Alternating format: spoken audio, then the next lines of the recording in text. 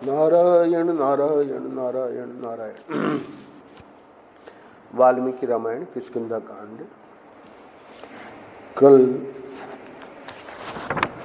17वें अध्याय के बीच में विराम दिया था। इस अध्याय में वाली जो है वो अभी घायल तो हो चुका है, तो जब भगवान राम और लक्ष्मण पास में आए तो घायल भी था, बुद्धि भी ठिकाने पे नहीं थी, आगे क्षमा भी मांगेगा, तो इसलिए बड़ा अनाप शनाप बोलने लगा। कहता है 32वां श्लोक, नीति और विनय, दंड और अनुग्रह ये राजधर्म है, किंतु इनके उपयोग के भिन्न भिन्न अवसर हैं। राजाओं को स्वेच्छाचारी नहीं होना चाहिए, परंतु आप तो काम के गुलाम, क्रोधी और मर्यादा में स्थित न रहने वाले चंचल हैं। नय विनय आदि जो राजाओं के धर्म हैं, उनके अवसर का विचार किए बिना ही किसी का कहीं भी प्रयोग कर देते हैं, जहां कहीं भी बाण चलाते फिरते हैं। आपका धर्म के विषय में आदर नहीं है और न अर्थ साधन में ही आपकी बुद्धि स्थिर है। आप स्वेच्छाचारी हैं, इसलिए आपकी इंद्रियां आपको कहीं भी खींच ले जाती हैं। मैं सर्वथा निरपराध था, तो भी यहाँ मुझे बाण से मारने का घृणित कर्म करके सत्पुरुषों के बीच में आप क्या कहेंगे? राजा का वध करने वाला, ब्रह्म हत्यारा, गोघाती, चोर, प्राणियों की हिंसा में तत्पर रहने वाला, नास्तिक और परिवेदता, ये सब के सब नरकगामी होते हैं। चुगली खाने वाला, लोभी, मित्र हत्यारा तथा गुरु पत्नी गामी, ये पापात्माओं के लोक में जाते हैं, इसमें संशय नहीं है। आगे कहता है कि चलो मारते, जैसे हरिण वगैरह को मारते हैं तो उसका तो शिकार करते हैं क्षत्रिय लोग। हम वानरों का चमड़ा भी तो सत्पुरुषों के धारण करने योग्य नहीं होता, हमारे रोम और हड्डियां भी वर्जित हैं। हे रघुनंदन, त्रैवर्णिकों में जिनकी किसी कारण से निंदनीय कर्म में प्रवृत्ति हो गई है, उनके लिए भी 5 नख वाले जीवों में से 5 ही भक्षण के योग्य बताए गए हैं। उनके नाम भी गिना दिए, गेंडा, शाही, गोह, खरहा और कछुआ। मनीषी पुरुष मेरे चमड़े यानी वानर के चमड़े और हड्डी का स्पर्श नहीं करते। वानर के मांस भी सभी के लिए अभक्ष्य होते हैं।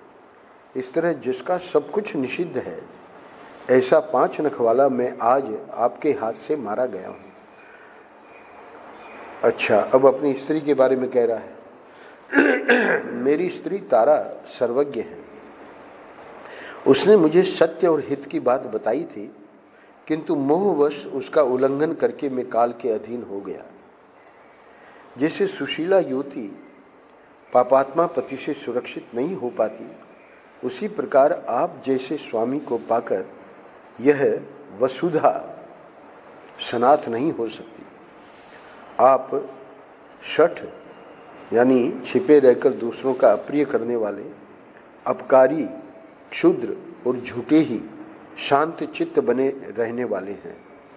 महात्मा राजा दशरथ ने आप जैसे पापी को कैसे उत्पन्न किया? हाय, जिसने सदाचार का रस्सा तोड़ डाला है, सत्पुरुषों के धर्म में मर्यादा का उल्लंघन किया है, तथा जिसने धर्म रूपी अंकुश की भी अवहेलना कर दी है, उस राम रूपी हाथी के द्वारा आज मैं मारा गया। ऐसा अशुभ, अनुचित और सत्पुरुषों द्वारा निंदित कर्म करके आप श्रेष्ठ पुरुषों से मिलने पर उनके सामने क्या कहेंगे? हम उदासीन प्राणियों पर आपने जो यह पराक्रम प्रकट किया है, ऐसा बल पराक्रम आप अपना अपकार करने वालों पर प्रकट कर रहे हो, ऐसा मुझे नहीं दिखाई देता।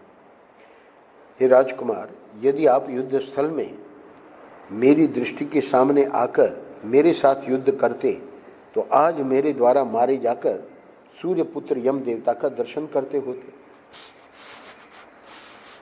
अब ये अपनी विशेषता बता रहा है।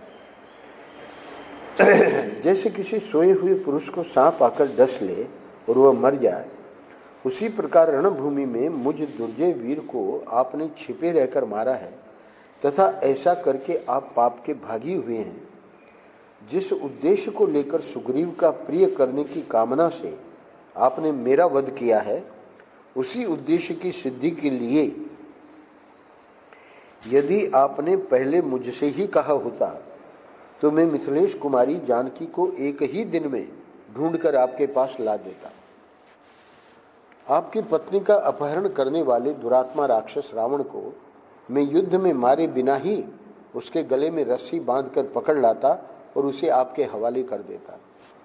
जैसे मधुकैटभ द्वारा अपहृत हुई श्वेताश्वत्री श्रुति का भगवान हयग्रीव ने उद्धार किया था, उसी प्रकार में आपके आदेश से मिथिलेश कुमारी सीता को यदि वे समुद्र के जल में या पाताल में रखी गई होती तो भी वहां से ला देता। अब अंत में कहता है, मेरे स्वर्गवासी हो जाने पर सुग्रीव जो यह राज्य प्राप्त करेंगे वह तो उचित ही है। अनुचित इतना ही हुआ है कि आपने मुझे रणभूमि में अधर्म पूर्वक मारा है। यह जगत कभी न कभी काल के अधीन होता ही है, इसका ऐसा स्वभाव ही है।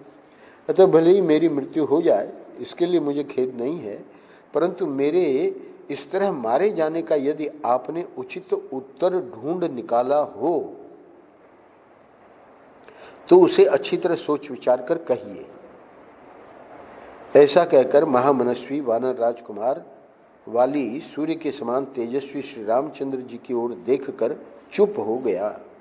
उसका मुंह सूख गया था और बाण के आघात से उसको बड़ी पीड़ा हो रही थी। 17वां अध्याय यहाँ पूरा होता है। अगले अध्याय में वाल्मीकि जी कहते हैं कि जितने वचन बोला वो सब गलत थे।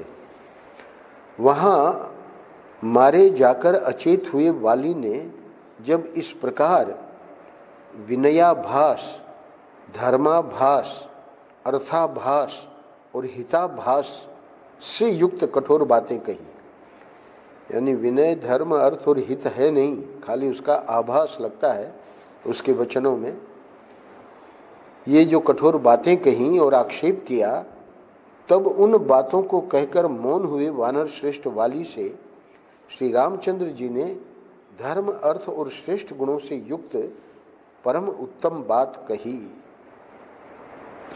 उस समय वाली प्रभाहीन सूर्य, जलहीन बादल और बुझी हुई आग के समान श्रीहीन प्रतीत होता था। श्री राम बोले, हे वानर, धर्म, अर्थ, काम और लौकिक सदाचार को तो तुम स्वयं ही नहीं जानते हो, फिर बालोचित अविवेक के कारण आज यहाँ मेरी निंदा क्यों करते हो? हे सौम्य, तुम आचार्यों द्वारा सम्मानित बुद्धिमान वृद्ध पुरुषों से पूछे बिना ही, उनसे धर्म के स्वरूप को ठीक ठीक समझे बिना ही वानरोचित चपलतावश मुझे यहाँ उपदेश देना चाहते हो अथवा मुझ पर आक्षेप करने की इच्छा रखते हो? पर्वत, वन और कानूनों से युक्त यह सारी पृथ्वी इक्ष्वाकु वंशी राजाओं की है, अतः वे यहाँ के पशु, पक्षी और मनुष्यों पर दया करने और उन्हें दंड देने के भी अधिकारी हैं। धर्मात्मा राजा भरत इस पृथ्वी का पालन करते हैं। वे सत्यवादी, सरल तथा धर्म, अर्थ और काम के तत्व को जानने वाले हैं, अतः दुष्टों के निग्रह तथा साधु पुरुषों के प्रति अनुग्रह करने में तत्पर रहते हैं। जिसमें नीति, विनय, सत्य और पराक्रम आदि सभी राजोचित गुण यथावत रूप से स्थित देखे जाएं, वही देश काल तत्व को जानने वाला राजा होता है। भरत में ये सभी गुण विद्यमान हैं। भरत की ओर से हमें तथा दूसरे राजाओं को यह आदेश प्राप्त है कि जगत में धर्म के पालन और प्रसार के लिए यत्न किया जाए। इसलिए हम लोग धर्म का प्रचार करने की इच्छा से सारी पृथ्वी पर विचरते रहते हैं। राजाओं में श्रेष्ठ भरत धर्म पर अनुराग रखने वाले हैं। वे समूची पृथ्वी का पालन कर रहे हैं। उनके रहते हुए इस पृथ्वी पर कौन प्राणी धर्म के विरुद्ध आचरण कर सकता है?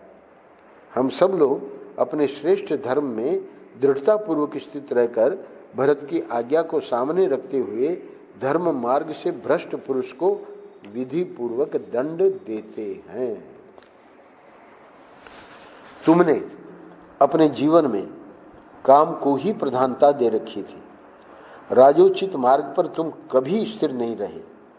तुमने सदा ही धर्म को बाधा पहुंचाई और बुरे कर्मों के कारण सत्पुरुषों द्वारा सदा तुम्हारी निंदा की गई। नीति के श्लोक हैं, बड़ा भाई पिता तथा जो विद्या देता है वह है गुरु। ये तीनों धर्म मार्ग पर स्थित रहने वाले पुरुषों के लिए पिता के तुल्य माननीय है, ऐसा समझना चाहिए। और इसी प्रकार छोटा भाई, पुत्र और गुणवान शिष्य, ये तीन पुत्र के तुल्य समझे जाने योग्य हैं। उनके प्रति ऐसा भाव रखने में धर्म ही कारण है। हे वानर, सज्जनों का धर्म सूक्ष्म होता है, वह परम दुर्ज्ञेय है, उसे समझना अत्यंत कठिन है। समस्त प्राणियों के अंतःकरण में विराजमान जो परमात्मा है, वे ही सबके शुभ और अशुभ को जानते हैं। तुम स्वयं भी चपल हो और चंचल चित्त वाले अजितात्मा वानरों के साथ रहते हो। अतः जैसे कोई जन्मांध पुरुष जन्मांधों से ही रास्ता पूछे, उसी प्रकार तुम उन चपल वानरों के साथ परामर्श करते हो। फिर तुम धर्म का विचार क्या कर सकते हो? उसके स्वरूप को कैसे समझ सकते हो?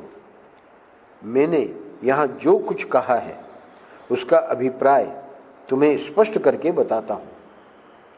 तुम्हें केवल क्रोधवश मेरी निंदा नहीं करनी चाहिए। मैंने तुम्हें क्यों मारा है इसका कारण सुनो और समझो। तुम सनातन धर्म का त्याग करके अपने छोटे भाई की स्त्री से सहवास करते हो। इस महामना सुग्रीव के जीते जी इसकी पत्नी रूमा का जो तुम्हारी पुत्र वधु के समान है, कामवश उपभोग करते हो। अतः तुम पापाचारी हो। हे वानर, इस तरह तुम धर्म से भ्रष्ट हो, स्वेच्छाचारी हो गए हो और अपने भाई की स्त्री को गले लगाते हो। तुम्हारे इसी अपराध के कारण तुम्हें यह दंड दिया गया है। हे वानर राज, जो लोकाचार से भ्रष्ट होकर लोक विरुद्ध आचरण करता है, उसे रोकने या राह पर लाने के लिए मैं दंड के सिवाय और कोई उपाय नहीं देखता। अपने लिए कहते हैं भगवान राम, मैं उत्तम कुल में उत्पन्न क्षत्रिय हूँ, अतः मैं तुम्हारे पाप को क्षमा नहीं कर सकता। जो पुरुष अपनी कन्या, बहन अथवा छोटे भाई की स्त्री के पास काम बुद्धि से जाता है, उसका वध करना ही उसके लिए उपयुक्त दंड माना गया है। हमारे राजा भरत हैं, हम लोग तो केवल उनके आदेश का पालन करने वाले हैं। तुम धर्म से गिर गए हो, अतः तुम्हारी उपेक्षा कैसे की जा सकती थी? विद्वान राजा भरत महान धर्म से भ्रष्ट हुए पुरुष को दंड देते और धर्मात्मा पुरुष का धर्म पूर्वक पालन करते हुए कामासक्त स्वेच्छाचारी पुरुषों के निग्रह में तत्पर रहते हैं। हे हरीश्वर, तुम लोग तो भरत की आज्ञा को ही प्रमाण मानकर धर्म मर्यादा का उल्लंघन करने वाले तुम्हारे जैसे हे हरीश्वर, हम लोग तो भरत की आज्ञा को ही प्रमाण मानकर धर्म मर्यादा का उल्लंघन करने वाले तुम्हारे जैसे लोगों को दंड देने के लिए सदा उद्यत रहते हैं।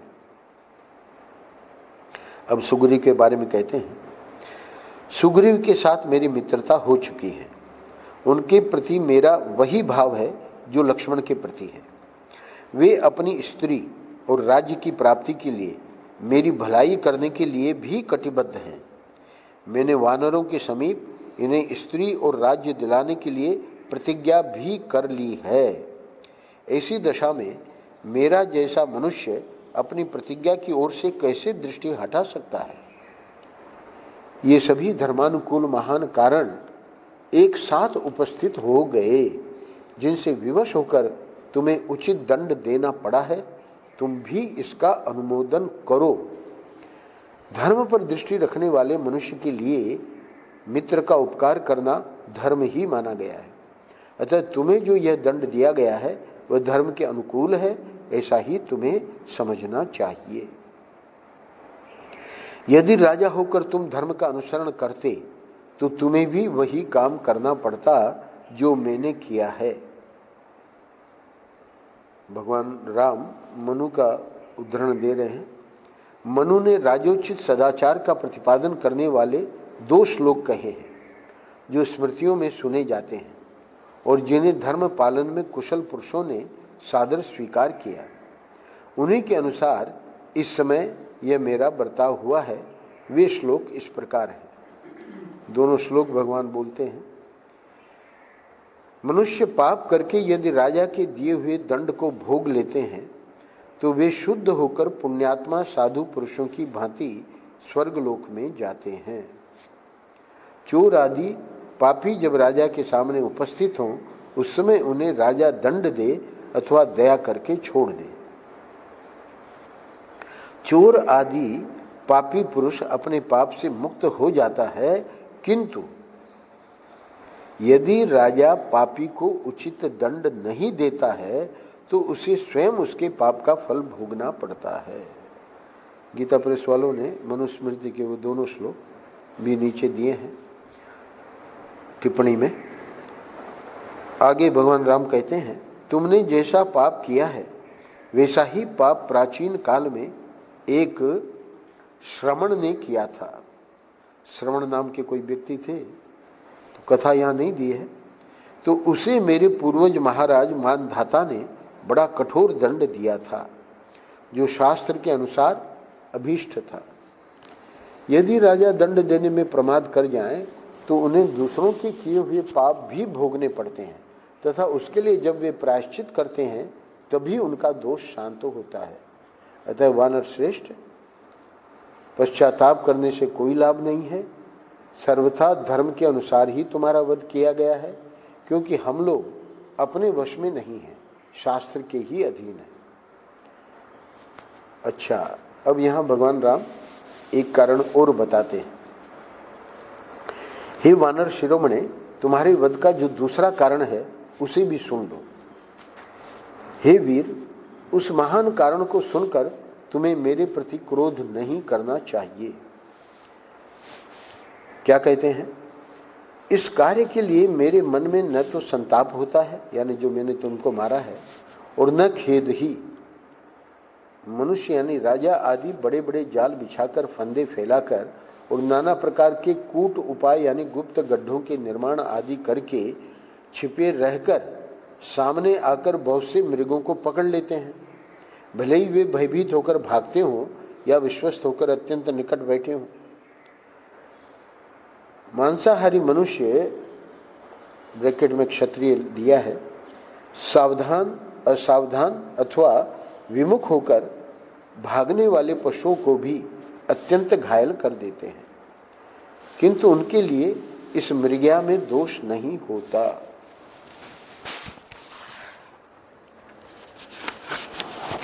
हे वानर, धर्मज्ञ राजर्षि भी इस जगत में मृग्या के लिए जाते हैं और विविध जंतुओं का वध करते हैं। इसलिए मैंने तुम्हें युद्ध में अपने बाण का निशाना बनाया है। तुम मुझसे युद्ध करते थे या नहीं करते थे, तुम्हारी बद्धता में कोई अंतर नहीं आता, क्योंकि तुम शाखा मृग हो और मृग्या करने का क्षत्रिय को अधिकार है। हे वानर श्रेष्ठ, राजा लोग दुर्लभ धर्म, जीवन और लौकिक अभ्युदय के देने वाले होते हैं, इसमें संशय नहीं है। अतः उनकी हिंसा न करें, उनकी निंदा न करें, उनके प्रति आक्षेप भी न करें और न उनसे अप्रिय वचन ही बोलें, क्योंकि वे वास्तव में देवता हैं जो मनुष्य रूप से इस पृथ्वी पर विचरते रहते हैं। तुम तो धर्म के स्वरूप को न समझकर केवल क्रोध के वशीभूत हो गए हो, इसलिए पिता पितामहों के धर्म पर स्थित रहने वाले मेरी निंदा कर रहे हो। श्री राम के ऐसा कहने पर वाली के मन में बड़ी व्यथा हुई। उसे धर्म के तत्व का निश्चय हो गया। उसने श्री रामचंद्र जी के दोष का चिंतन त्याग दिया। इसके बाद वानराज वाली ने श्री रामचंद्र जी से हाथ जोड़कर कहा, हे नरश्रेष्ठ, आप जो कुछ कहते हैं बिल्कुल ठीक है, इसमें संशय नहीं है। आप जैसे श्रेष्ठ पुरुष को मुझ जैसा निम्न श्रेणी का प्राणी उचित उत्तर नहीं दे सकता। अतः मैंने प्रमादवश पहले जो अनुचित बात कह डाली है उसमें भी आपको मेरा अपराध नहीं मानना चाहिए। हे रघुनंदन, आप परमार्थ तत्व के यथार्थ ज्ञाता हैं और प्रजाजनों के हित में तत्पर रहने वाले हैं।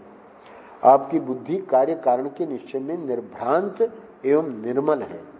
हे धर्मज्ञ, मैं धर्म भ्रष्ट प्राणियों में अग्रगण्य हूँ और इसी रूप में मेरी सर्वत्र प्रसिद्धि है, तो भी आज आपकी शरण में आया हूँ।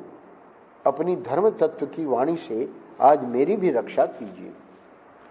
इतना कहते कहते आंसुओं से वाली का गला भर गया और वह कीचड़ में फंसे हुए हाथी की तरह आर्तनाद करके श्री राम की ओर देखता हुआ धीरे धीरे बोला, हे भगवान, मुझे अपने लिए, तारा के लिए तथा बंधु बांधवों के लिए भी उतना शोक नहीं होता है जितना सुवर्ण का अंगद धारण करने वाले श्रेष्ठ गुण संपन्न पुत्र अंगद के लिए हो रहा है। ये अंगद आभूषण का भी नाम है, तो 2 बार अंगद शब्द आया है। सुवर्ण का अंगद धारण करने वाले श्रेष्ठ गुण संपन्न अपने पुत्र के लिए कह रहा है, अंगद के लिए मुझे शोक हो रहा है। क्यों? मैंने बचपन से ही उसका बड़ा दुलार किया है। अब मुझे न देखकर वह बहुत दुखी होगा और जिसका जब जल पी लिया गया हो उस तालाब की तरह सूख जाएगा। हे श्री राम, वह अभी बालक है। अभी इस समय तारा, अंगद, ये कोई भी वहाँ नहीं है, वो वहीं है। अब उनके पास खबर जाएगी तब आएंगे।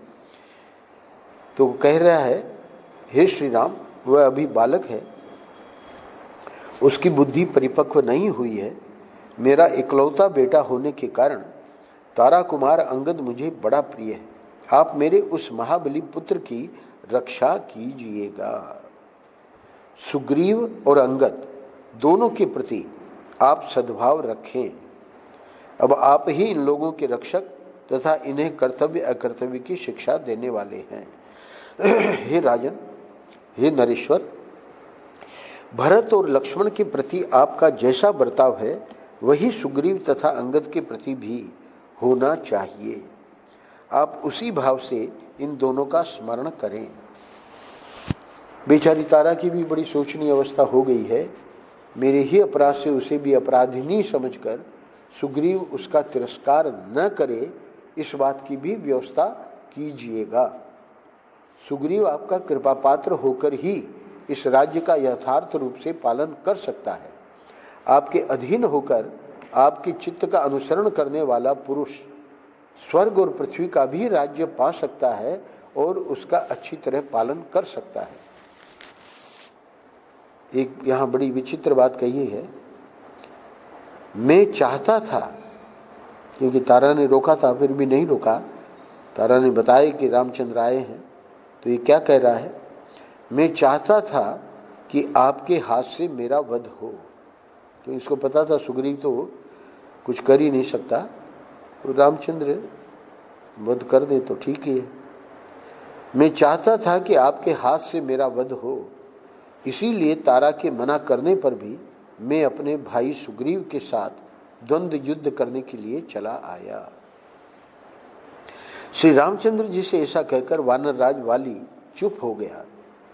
उस समय उसकी ज्ञान शक्ति का विकास हो गया था। ठाकुर जी की कृपा से श्री रामचंद्र जी ने धर्म के यथार्थ स्वरूप को प्रकट करने वाली साधु पुरुषों द्वारा प्रशंसित वाणी में उससे कहा, हे वानर श्रेष्ठ, तुम्हें इसके लिए संताप नहीं करना चाहिए। हे कपि प्रवर, तुम्हें हमारे और अपने लिए भी चिंता करने की आवश्यकता नहीं है, क्योंकि हम लोग तुम्हारी अपेक्षा विशेषज्ञ हैं। इसलिए हमने धर्मानुकूल कार्य करने का ही निश्चय कर रखा है। जो दंडनीय पुरुष को दंड देता है तथा जो दंड का अधिकारी होकर दंड भोगता है, उनमें से दंडनीय व्यक्ति अपने अपराध के फल रूप में शासक का दिया हुआ दंड भोग कर तथा दंड देने वाला शासक उसके उस फल भोग में कारण यानी निमित्त बनकर कृतार्थ हो जाते हैं। अपना अपना कर्तव्य पूरा कर लेने के कारण कर्मरूप ऋण से मुक्त हो जाते हैं, अतः वे दुखी नहीं होते। तुम इस दंड को पाकर पाप रहित हो गए हो और इस दंड का विधान करने वाले शास्त्र द्वारा कथित दंड ग्रहण रूप मार्ग से ही चलकर तुम्हें धर्मानुकूल शुद्ध स्वरूप की प्राप्ति हो गई है। अब तुम अपने हृदय में स्थित शोक, मोह और भय का त्याग कर दो। हे वानर श्रेष्ठ, तुम दैव के विधान को नहीं लांघ सकते। हे वानरेश्वर, कुमार अंगद तुम्हारे जीवित रहने पर जैसा था उसी प्रकार सुग्रीव के और मेरे पास भी सुख से रहेगा। सुग्रीव के पास भी और मेरे पास भी सुख से रहेगा, इसमें संशय नहीं है। यहाँ 18वां अध्याय 2 श्लोक और है। युद्ध में शत्रु का मान मर्दन करने वाले महात्मा श्री रामचंद्र जी का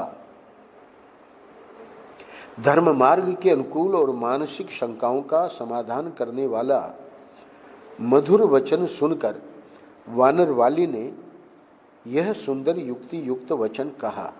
अंत में क्या कहता है? हे प्रभु, देवराज इंद्र के समान भयंकर पराक्रम प्रकट करने वाले हे नरेश्वर, मैं आपके बाण से पीड़ित होने के कारण अचेत हो गया था। यानी इतनी फटकार और इतना अनाप शनाप बोला, उसके लिए वो संताप कर रहा है। मैं आपके बाण से पीड़ित होने के कारण अचेत हो गया था, क्योंकि संगति नहीं लगेगी। एक तो ये कह रहा है कि मैं चाहता था कि आपके हाथ से मेरा वध हो, तो जो ये चाह रहा है तो फिर ये इस प्रकार अनाप शनाप क्यों बोला, उसका कारण बता रहा है। मैं आपके बाण से पीड़ित होने के कारण अचेत हो गया था, इसलिए अनजान में मैंने जो आपके प्रति कठोर बात कह डाली है उसे आप क्षमा कीजिएगा। इसके लिए मैं प्रार्थना पूर्वक आपको प्रसन्न करना चाहता हूँ। किष्किंधा कांड का 18वां अध्याय यहाँ पूरा होता है। अगले अध्याय में वाल्मीकि जी कह रहे हैं, वानरों का महाराज वाली बाण से पीड़ित होकर भूमि पर पड़ा था। श्री रामचंद्र जी के युक्ति युक्त वचनों द्वारा अपनी बात का उत्तर पाकर उसे फिर कोई जवाब न सूझा। उसी ने कहा था कि आप उत्तर दीजिए हमारी बात का, तो भगवान ने उत्तर दे दिया, तो अब उसे कोई जवाब न सूझा। और बाकी तो सुग्रीव और इनका बड़ा युद्ध हुआ था, तो पत्थरों की मार पड़ने से उसके अंग टूट फूट गए थे। वृक्षों के आघात से भी वह बहुत घायल हो गया था और श्री राम के बाण से आक्रांत होकर तो वह जीवन के अंत काल में भी पहुंच गया था। उस समय वह मूर्छित हो गया। उसकी पत्नी तारा ने सुना कि युद्ध स्थल में वानर श्रेष्ठ वाली श्री राम की चलाए हुए बाण से मारे गए। अपने स्वामी के वध का अत्यंत भयंकर एवं अप्रिय समाचार सुनकर वह बहुत उद्विग्न हो उठी और अपने पुत्र अंगद को साथ ले उस पर्वत की कंदरा से बाहर निकली। अंगद को चारों ओर से घेर कर उनकी रक्षा करने वाले जो महाबली वानर थे, वे श्री रामचंद्र जी को धनुष लिए देख भयभीत होकर भाग चले। अब यहाँ होता क्या है कि वाली तो मर ही गया, बाकी जो थे वानर, उन्होंने जब देखा तो उनको लगा कि हम लोग भी नहीं बचेंगे, तो सब लोग भाग चुके। और यहाँ अब जो तारा अंगद को लेकर वहाँ जाना चाह रही है तो उसको मना कर रहे हैं। तारा ने वेग से भागकर आते हुए उन भयभीत वानरों को देखा। वे जिनके यूथपति मारे गए हों, उन यूथ भ्रष्ट मृगों के समान जान पड़ते थे। वे सब वानर श्री राम से इस प्रकार डरे हुए थे मानो उनके बाण इनके पीछे आ रहे हों। उन दुखी वानरों के पास पहुंचकर सती साध्वी तारा और भी दुखी हो गई तथा उनसे इस प्रकार बोली, अभी वहां तो नहीं पहुंची, पर इन वानरों को कह रही है, हे वानरों, तुम तो उन राजसिंह वाली के आगे आगे चलने वाले थे, अब उन्हें छोड़कर अत्यंत भयभीत हो दुर्गति में पड़कर क्यों भागे जा रहे हो? यदि राज्य के लोभ से उस क्रूर भाई सुग्रीव ने श्री राम को प्रेरित करके उनके द्वारा दूर से चलाए हुए और दूर तक जाने वाले बाणों द्वारा अपने भाई को मरवा दिया है, तो तुम लोग क्यों भागे जा रहे हो? अब वानर लोग बताएंगे। वाली की पत्नी का वह वचन सुनकर इच्छानुसार रूप धारण करने वाले उन वानरों ने कल्याणमयी तारा देवी को संबोधित करके सर्वसम्मति से स्पष्ट शब्दों में यह समयोचित बात कही। हे देवी, अभी तुम्हारा पुत्र जीवित है, तुम लौट चलो और अपने पुत्र अंगद की रक्षा करो। श्री राम का रूप धारण करके स्वयं यमराज आ पहुंचा है, जो वाली को मारकर अपने साथ ले जा रहा है।